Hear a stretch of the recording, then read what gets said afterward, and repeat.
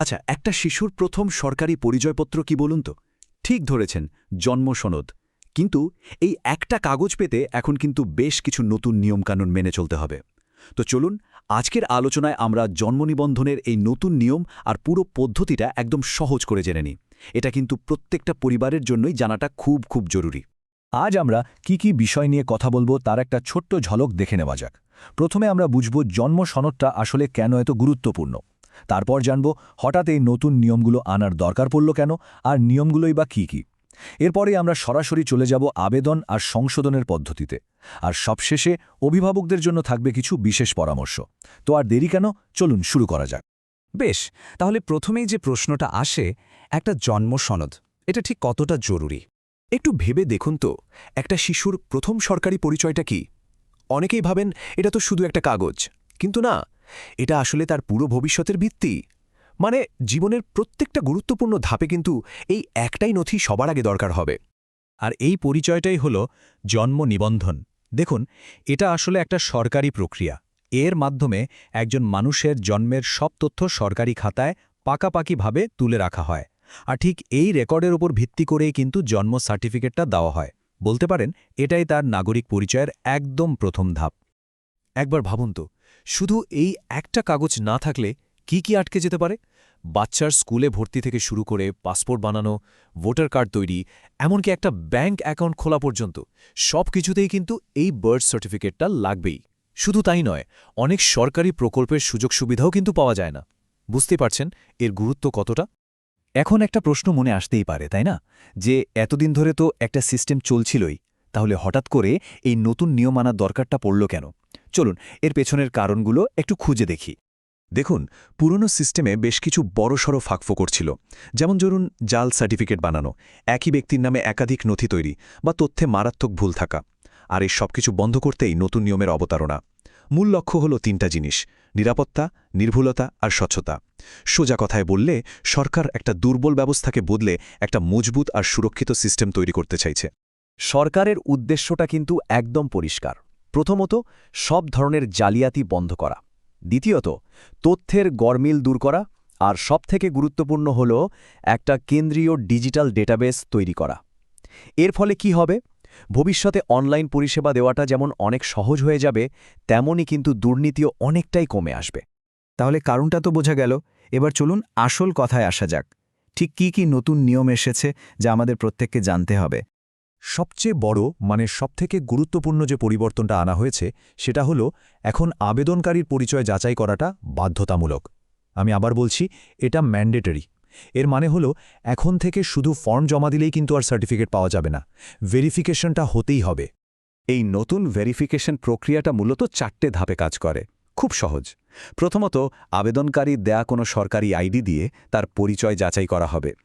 দ্বিতীয়ত, যে তথ্যগুলো জমা দেওয়া হয়েছে সেগুলো সরকারি পোর্টালে ক্রস চেক করা হবে।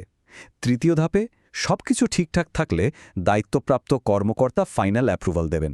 আর সবশেষে অ্যাপ্রুভড সার্টিফিকেটটা একটা সুরক্ষিত ডিজিটাল ডেটাবেসে স্টোর করে রাখা হবে। ব্যাস, এটুকুই। বেশ, নিয়মকানুন তো অনেক জানা হলো। এবার চলুন একদম কাজের কথায় আসি। মানে কিভাবে আবেদন করতে হবে। আর যদি পুরনো সার্টিফিকেটে কোনো ভুল থাকে, তাহলেই বা সেটা ঠিক করার উপায় কি? অনেকেই আছেন যারা এখনও অফলাইন পদ্ধতিতেই বেশি স্বচ্ছন্দ। তাদের জন্য বলছি, প্রক্রিয়াটা কিন্তু এখনও বেশ সহজ। সোজাসুজি স্থানীয় মিউনিসিপ্যালিটি, কর্পোরেশন বা গ্রাম পঞ্চায়েত অফিসে চলে যেতে হবে।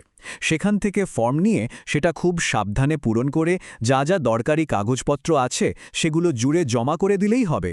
এরপর ভেরিফিকেশন পর্বটা শেষ হলেই সার্টিফিকেট হাতে চলে আসবে। আর এখন তো ডিজিটাল যুগ, যেখানে অনলাইন সুবিধা আছে, সেখানে কাজটা আরও অনেক তাড়াতাড়ি আর সহজে হয়ে যায়। সরকারি রেজিস্ট্রেশন পোর্টালে লগইন করতে হবে, সেখানে বাচ্চার জন্মের সব তথ্য দিয়ে ফর্মটা ফিল আপ করতে হবে। প্রয়োজনীয় ডকুমেন্টগুলোর স্ক্যান কপি আপলোড করে দিতে হবে। আর তারপর ভেরিফিকেশন আর অ্যাপ্রুভাল হয়ে গেলেই ডিজিটাল সার্টিফিকেটটা ডাউনলোড করে নেওয়া যাবে। কি দারুণ সুবিধা, তাই না? আবেদন করার আগে কয়েকটা জরুরি ডকুমেন্ট কিন্তু হাতের কাছে গুছিয়ে রাখতে হবে। কি লাগবে? দেখুন, বাবা মায়ের পরিচয়পত্র, যেমন আধার, ভোটার কার্ড বা পাসপোর্ট। বাচ্চার জন্মস্থান কোথায় সেই তথ্য। হাসপাতাল থেকে দেয়া ডিসচার্জ স্লিপটা কিন্তু ভীষণ জরুরি। আর লাগবে ঠিকানার একটা প্রমাণপত্র। এই কাগজগুলো সব রেডি থাকলে আবেদন করার সময় আর কোনো ঝক্কি থাকবে না। এখানে একটা কথা কিন্তু খুব ভালো করে মনে রাখতে হবে, এই যে নতুন কড়াকড়ি বা ভেরিফিকেশন প্রসেস, এটা কিন্তু শুধু নতুন সার্টিফিকেটের জন্য নয়। যদি পুরনো কোনো সার্টিফিকেটে ভুল থাকে, সেটা ঠিক করতে গেলেও বা ধরুন সার্টিফিকেট হারিয়ে গেছে, ডুপ্লিকেট কপি তুলতেও কিন্তু এখনই একই রকম যাচাই প্রক্রিয়ার মধ্যে দিয়ে যেতে হবে। তাহলে ভুল সংশোধনের জন্য কি করতে হবে?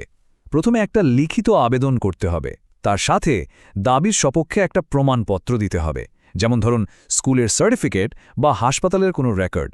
এরপর সেই বাধ্যতামূলক আইডি ভেরিফিকেশনটা হবে, আর সবকিছু মিলে গেলে নতুন সংশোধিত সার্টিফিকেট দিয়ে দেওয়া হবে। আমরা আলোচনার প্রায় শেষ পর্যায়ে চলে এসেছি। এই অংশে আমরা অভিভাবকদের জন্য কিছু খুব জরুরি পরামর্শ দেব, যেগুলো মাথায় রাখলে পুরো প্রক্রিয়াটা কিন্তু অনেক সহজ হয়ে যাবে। এই কয়েকটা কথা কিন্তু একদম ভুললে চলবে না। ১. বাচ্চার জন্মের পর যত তাড়াতাড়ি সম্ভব রেজিস্ট্রেশনটা করিয়ে ফেলুন। ২. নামের বানান, বিশেষ করে বাচ্চার আর বাবা মায়ের নামের বানান বারবার মিলিয়ে দেখুন। একটা ছোট ভুলও কিন্তু ভবিষ্যতে বিরাট সমস্যা তৈরি করতে পারে। ৩. হাসপাতালের ডিসচার্জ স্লিপটা খুব যত্ন করে রেখে দিন। আর ৪. আবেদন জমা দেওয়ার পর ভেরিফিকেশন শেষ না হওয়া পর্যন্ত একটু খোঁজখবর রাখুন বা ফলো আপ করুন। একটা কথা কিন্তু মাথায় গেঁথে নিন, আজকের একটা ছোট্ট ভুল ভবিষ্যতে পাসপোর্ট বা অন্য কোনো জরুরি ডকুমেন্ট বানানোর সময় একটা বিশাল বড় ঝামেলার কারণ হয়ে দাঁড়াতে পারে। তাই চেষ্টা করতে হবে যেন প্রথমবারেই সবকিছু নিখুঁতভাবে করা যায়। এরপরও যদি কোনো বিষয় নিয়ে মনে খটকা থাকে বা কোনো প্রশ্ন জাগে, তাহলে ভুল জায়গায় খোঁজ না করে সরাসরি সঠিক জায়গায় যান। স্থানীয় মিউনিসিপ্যালিটি অফিস, গ্রাম পঞ্চায়েত অফিস বা সরকারি রেজিস্ট্রেশন পোর্টালে যোগাযোগ করুন। ওনারাই কিন্তু আপনাকে সঠিক তথ্য দিয়ে সাহায্য করতে পারবেন। শুনতে হয়তো মনে হচ্ছে যে জন্ম নিবন্ধনের প্রক্রিয়াটা এখন একটু কড়াকড়ি বা জটিল হয়ে গেছে, কিন্তু এর আসল উদ্দেশ্য হল স্বচ্ছতা আর নিরাপত্তা নিশ্চিত করা। আর দিনের শেষে এই সব কিছুর আয়োজন কিন্তু একটি শিশুর সুরক্ষিত ভবিষ্যতের কথা ভেবেই। তাই শেষ প্রশ্নটা এটাই, সেই সুরক্ষিত ভবিষ্যতের জন্য অভিভাবকরা প্রস্তুত তো?